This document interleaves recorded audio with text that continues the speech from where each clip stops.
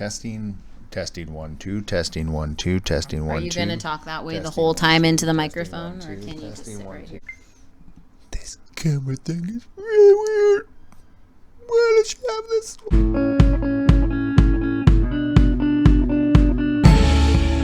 Hey Scott, guess what? What? It's almost Christmas. That's really awesome. I know. Santa. Here comes Santa Claus. Here Little comes baby Jesus on his way to the world. Yes, Jesus is the reason for the season. Okay, but being in a blended family can be a little hard at the holidays. Yeah, we've done it, like 8 times now? Yeah. A lot of times.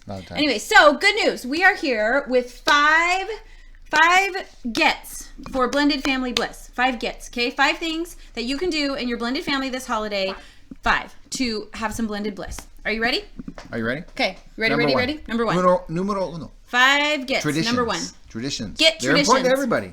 You have traditions from your old family. You have traditions now that you're trying to establish in your new family. How do you make all those come together and honor them all? The key is the kids need to be involved in figuring that out with you, because it's probably really stressful to them and important to them, certain traditions over others. Yeah. So find out what those are, and then do those maybe with just those kids, or find a way to blend them together, just like you're blending your family, and create a new one too. Yep. Get traditions, old and new. Talk to the kids about it. Keep the things that are important to them. Don't change too much. He loved games and stuff at the holidays. I was like, okay. My family loved food. We had tons of traditions around that. So now we have lots of games and food at the holiday. And Mindee hosts now. That makes it all possible, and we love that. And that's, you know what? Hosting. Not just Mindee, like I do too, but I mean. Hosting is part of number 2, right? Which is get out of the grandparents and the co-parents' way. Oh, I put them out of order. That was a good transition, though. It's okay. Keep going. Okay. Number 2 was what? You tell me. Get under the mistletoe, baby. Ooh, it's my favorite part. Seriously. Okay. Mistletoe, affection. We have mistletoe in our closet.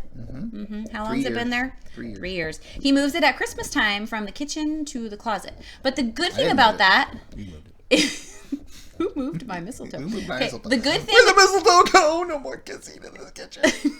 The good thing, the point of the mistletoe is be affectionate. Let the kids see that your marriage is at the heart of the home at the holidays, that you are enjoying yourselves, you're resting, you're playing, you're together.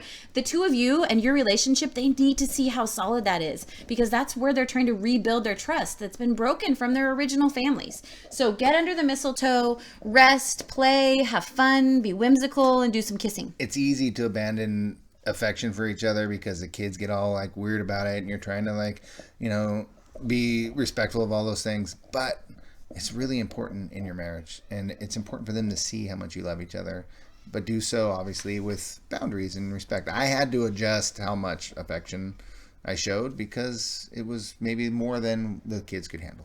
Yeah, and you did really good at that. Number 3, get out of the way, meaning there's a lot of people now involved that some are easy to deal with and some aren't. Just find a way to be flexible. It's a nice way to say that.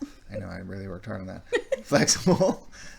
And try to just engage early with the co-parents and the grandparents all around about what the possibilities are, what the possible solutions to coming together at Christmas time, the different ebbs and flows are going to be.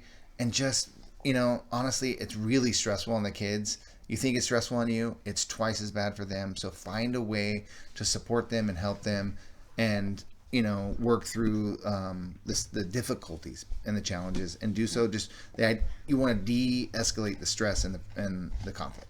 You guys are the really mom and dad. You're the ones that chose this whole situation, not them. They typically don't want much to change. They like the traditions.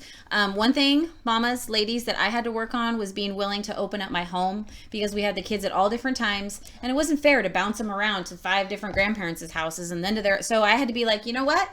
Come one, come all. I will host. I will clean. I will sweep. You will turkey, bacon, do ham. No, you do ham at Christmas. Anyways, 9 out of 10 people like bacon. The 10th one's a liar. Gotta be a liar. Totally. Okay. Point being, don't be afraid to host, but don't get in the middle of the other plans of the other family, grandparents, and what's going on there. Okay? Just worry about your house. Yep. All right. So, number 4, get generous. This is a big one for me. We didn't always agree about this in the beginning, but I really wanted to be willing. I finally just asked for a budget. I asked for a budget, and you gave me a budget. And you're like, okay, this is how much you can have to help the children shop. because he kind of wanted them to just, if they didn't have money, they couldn't buy gifts for other people. I really wanted them to be thoughtful. Chores. I wanted the kids to wash my car. Sorry. To be thoughtful, even if it's a candy bar. Take them to a holiday bazaar, give them $10 and tell them to go find a gift for their new sibling or their new grandparent or new co-parent. Something simple, small. He's gotten coupons from the kids, good for a foot rub or a wash my car. So help the kids be generous. Be willing to spend your own money to help them be thoughtful with each other. That you've made with even the kids for the other parent. I know it's kind of hard. You're like, oh, I don't really want to manage that, but you know what? Christmas is the most wonderful time. Generosity goes a long way. So it actually is a good time to be generous with the other parent. Send over a bowl of caramel corn, a nice bottle of wine, whatever, a nice gesture. Extend the olive branch at the holidays. It means a lot to the kids too. So don't be afraid to do that. Number 5. So number 1 was traditions. Get traditional. Number 2 was get under the mistletoe, have some fun, play, make your marriage a priority. Number 3, get out of the way. Get out of the way. The grandparents and co-parents. Number 4, be Let's generous. Get generous. Who sung that? Olivia Newton. No. I wanna that was Sheena E.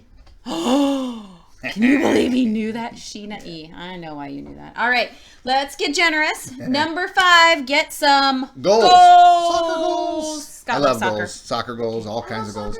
Goals are fun. Goals are good. The key is it's a great time of year to just start to, just remember what your covenant to each other is, your covenant as a family, covenant from God, those types of things that just allows you to just remember the things the blessings of the past year, and what are some of the things you're looking forward to the coming year. One of the things I like to do is a one word that's going to kind of help define my year. Like this year it was bold. And every time I see the word bold, now I go, oh, okay, I got to go do something that I really didn't want to. You did great at that this year. Yeah. It was awesome. Yeah, I like to write everyday prayers because they change year to year, what I'm praying for each one of the kids. And I also like to help the family come up with goals together. What do you guys want to do this year? What's really important to you? What are some new things you want to try this year that we've never done before as a family? What things do you want to make sure we still always do? What's your family life going to look like in the next year? It'll probably be different every year. The kids get bigger, your family evolves and changes, your relationships ease, hopefully the stress is coming down, you're slow cooking, as a family, and people are softening. And so what's it going to look like? What is the 1 or 2 things you're going to focus on together as a family to really just make a movement? So a movement, a marriage movement. That's the group that we actually made this for. That's true. I know. That's super cool. Well done. Way to weave that in. All right. So quick review. Get traditional. Keep the old. Bring in the new. One is silver. The other is gold. Get under the mistletoe. Have some fun. Make your marriage a priority. Rest. Play games. Be together. Kiss. Yes, kiss. Number 3, get out of the way of the other families, the grandparents, other people. Let them do it the way they want to. Be flexible. Stretch a lot. Number 4, stretch a lot. Number 4, be generous. Get generous. Okay, get generous with each other. Stuff. Help the kids. Be thoughtful. Make gifts. Have something to give each other. And number 5, get some goals together as a marriage. Together. Lots of soccer goals. Get out and play soccer together. Get out and play soccer together. Yeah. So this was fun. Did you have fun? I had fun. You said some really wise things. Occasionally, I do. How many days till Christmas? 29. No, 34. 34. Well done. Thanks for having us. Merry Christmas. Happy New Year. Happy Thanksgiving. Happy Hanukkah. Happy holidays. Sweet baby Jesus. All the things. Yep.